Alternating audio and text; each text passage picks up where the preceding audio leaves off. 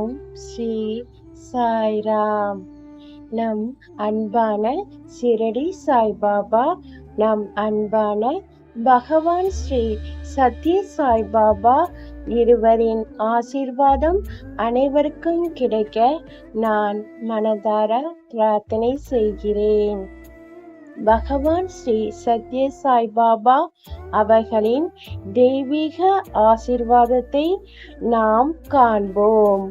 ஒரு சகோதரிக்கும் ஒரு சகோதரனுக்கும் இடையிலான புனிதமான பிணைப்பை கொண்டாடும் ஒரு நிகழ்வான ரக்ஷா பந்தனை நாம் கொண்டாடும் போது கிருஷ்ணருக்கும் திரௌபதிக்கும் இடையிலான உறவிலிருந்து நாம் என்ன கற்றுக்கொள்ளலாம் என்பதை பகவான் ஸ்ரீ சத்ய சாய்பாபா அவர்கள் அன்புடன் விளக்குகிறார்கள்.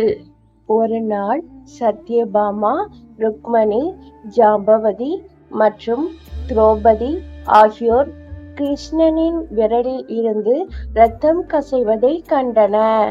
அவர்கள் அனைவரும் கிருஷ்ணருக்கு மிக அருகில் இருந்தார்கள். அவர்களால் இதை பார்க்க முடிந்தது. வேலைக்காரர்கள் அவ்வளவு அருகில் இல்லாததால் அவர்கள் பார்க்க முடியவில்லை. சத்யபாமா உடனடியாக ஒரு வேலைக்காரியிடம் கிருஷ்ணனின் விரலில் கட்ட ஒரு துணியை எடுக்க சொன்னார். அதே நேரத்தில் ருக்மணி தானே ஒரு துணியை எடுக்க உள்ளே ஓடினார். திரௌபதி உடனடியாக தனது புடவையின் தளர்வான முனையை கிழித்து கிருஷ்ணனின் விரலில் கட்டினார். இதை கண்ட சத்யபாமா, ருக்மணி, திரௌபதி பக்தியை பாராட்ட ஒருவரை ஒருவர் பார்த்து கொண்டனர். அவர்கள் வருத்தப்பட்டு, திரௌபதி இருக்கும் அன்பு, பக்தி மற்றும் விவேகம் எங்களிடம் இல்லை. கிருஷ்ணனின் உடல் வடிவத்தில் மட்டும் நாங்கள் கற்று கொண்டுள்ளோம். ஆனால் அவரது தேவைகளை உண்மையில் புரிந்து கொள்ளவில்லை என்று தங்களுக்குள்ளே நினைத்து கொண்டனர். திரௌபதி கஷ்டகாலத்தில் கிருஷ்ணரிடம் உதவி கேட்டு பிரார்த்தனை செய்தபோது கிருஷ்ணர் இந்த சம்பவத்தை நினைவு கூர்ந்தார். அன்று அவள் செய்த தியாகத்துக்கு வெகுமதி அளிக்க வேண்டிய நேரம் இது என்று உடனடியாக முடிவு செய்தார். இந்த உலகில் நீங்கள் ஏதாவது பெற விரும்பினால் அதற்கு ஈடாக வேறு ஏதாவது கொடுக்க வேண்டும். நீங்கள் ஒரு கைக்குட்டையை வாங்க விரும்பினால் நீங்கள் ஒரு கடைக்கு சென்று கடைக்காரிடம் 10 ரூபாய் அல்லது அதற்கு மேல் கொடுங்கள்.